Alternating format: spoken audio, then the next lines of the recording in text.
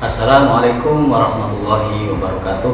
Selamat pagi anak-anak semua, khususnya siswa kelas 8. Pada kesempatan pagi hari ini kita akan bersama-sama membahas materi pelajaran PPKN, Pendidikan Pancasila dan Kewarganegaraan, yaitu bab kedua yang berjudul Menumbuhkan Kesadaran Terhadap Undang-Undang Dasar Negara Republik Indonesia tahun 1945. Baik, sebelum dimulai kegiatan belajar mengajar ini, Bapak ingatkan kita harus tetap melaksanakan 3M di masa pandemi COVID-19 ini, yaitu mencuci tangan dengan air mengalir ataupun dengan hand sanitizer, kemudian juga menggunakan masker, kalau bisa 2 masker. Kemudian yang ketiga, menjaga jarak agar kita terhindar dari virus corona. Baiklah anak-anak sekalian, para siswa kelas 8, materi bab 2 ini menumbuhkan kesadaran terhadap UUD NRI tahun 1945. Itu akan kita bahas dari subbab yang ketiga atau bagian C, yaitu melaksanakan dan mempertahankan Undang-Undang Dasar Negara Indonesia tahun 1945. Anak-anak sekalian, sebelum kita mulai pelajaran ini, bahwa yang pertama adalah tujuan pembelajaran, yaitu setelah mempelajari materi ini, siswa diharapkan mampu melaksanakan dan mempertahankan makna, kedudukan, kemudian juga fungsi Undang-Undang Dasar Negara Indonesia tahun 1945. Yang kedua, tujuan pembelajarannya adalah merasionalkan makna pembukaan UUD NRI tahun 1945, bahwa pembukaan tidak dapat dirubah karena adanya kesepakatan awal para pendiri negara, tujuan nasional bangsa, dan juga adanya rumusan negara Pancasila. Anak-anak sekalian kelas 8 yang berbahagia, kita mengetahui bahwa undang-undang itu bisa berarti konstitusi, atau bahasa Inggrisnya adalah constitution, ya. Dan juga undang-undang bisa berarti hukum dasar. Apa itu hukum dasar? Yaitu peraturan perundang-undangan yang berlaku di setiap negara. Nah, anak sekalian, suatu peraturan perundang-undangan memiliki 2 sifat, yaitu dapat dirubah dan tidak dapat dirubah. Sebagaimana pula Undang-Undang Dasar Negara Indonesia tahun 1945 memiliki 2 sifat ini, dapat dirubah dan juga ada yang tidak dapat dirubah. Nah, anak sekalian, hal ini tercantum di dalam pasal 37 UUD NRI tahun 1945 yang berbunyi, untuk mengubah Undang-Undang Dasar sekurang-kurangnya 2/3 daripada jumlah anggota MPR harus hadir. Perubahan pertama kali terhadap UUD NRI tahun 1945 dilakukan pada tahun 1969 atas tuntutan rakyat. Dilanjutkan tahun berikutnya, tahun 2000, 2001 sampai 2002.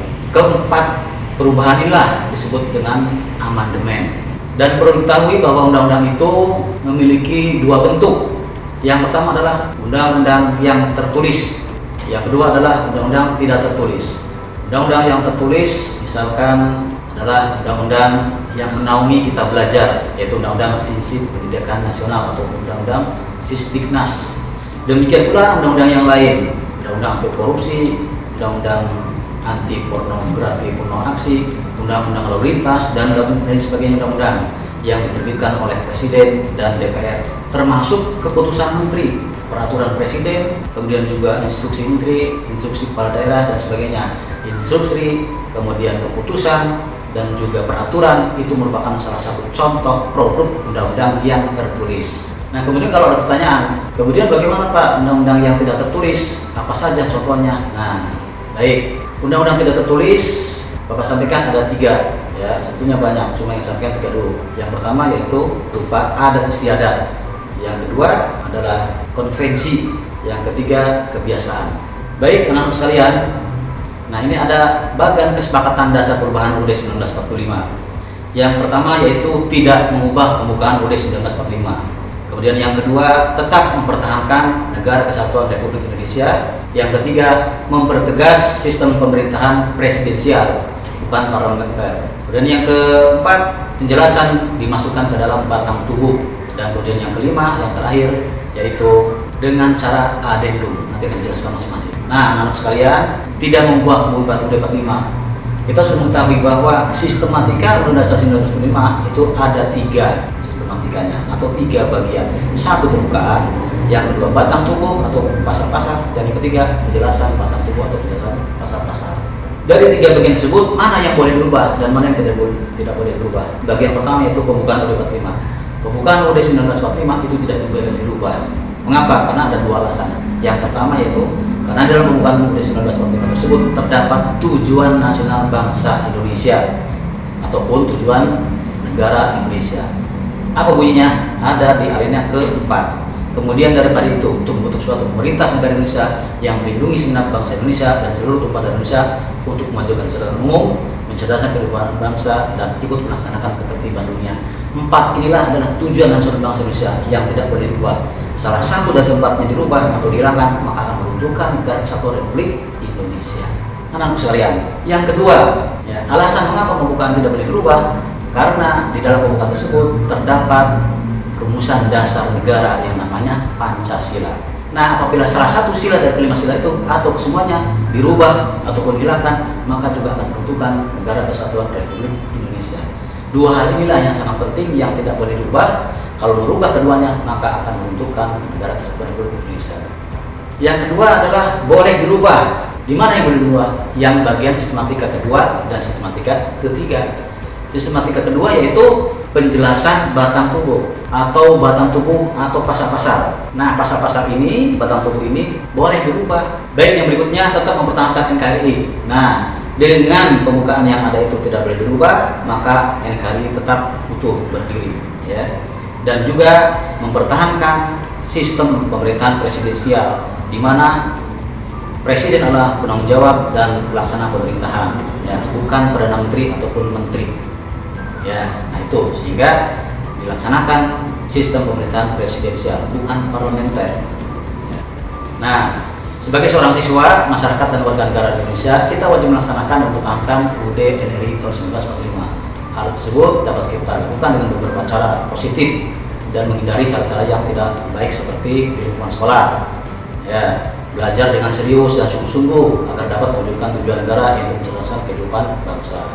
Kemudian juga bersikap jujur dan sopan kepada bapak, ibu guru, dan seluruh warga sekolah dan dapat tercipta kedamaian. Kemudian yang berikutnya, yang ketiga, melaksanakan dan mengikuti kegiatan upacara bendera dengan tertib dan hikmat agar meningkatkan kecintaan kepada nusa dan bangsa. Kemudian yang keempat, memperingati Hari Ulang Tahun Kemerdekaan RI dengan berbagai lomba sebagai perwujudan dan penghargaan terhadap para pahlawan. Dan yang kelima, menghargai pendapat teman sebagai wujud dari keadilan dalam berpendapat dan mengungkapkan pendapat. Kemudian juga yang berikutnya, yang keenam, berteman dengan siapa saja tanpa membedakan agar tidak memunculkan permusuhan dan perkelahian. Nah, kemudian di lingkungan tempat tinggal, ya, kita saling menghormati dan menyayangi seluruh anggota keluarga. Kemudian juga bergaul dengan tetangga tanpa membeda-bedakan suku, agama, dan adat istiadat. Kemudian juga yang berikutnya, bermusyawarah dengan anggota keluarga maupun tetangga untuk memutuskan masalah bersama sehingga tidak terjadi permusuhan. Yang berikutnya, mengikuti kegiatan yang dilaksanakan di lingkungan sekitar tempat tinggal dengan pos ronda dan lain sebagainya. Nah, akhirnya tibalah pada kesimpulan bahwa yang pertama, pembukaan UUD NRI tahun 1945 memiliki nilai universal dan lestari.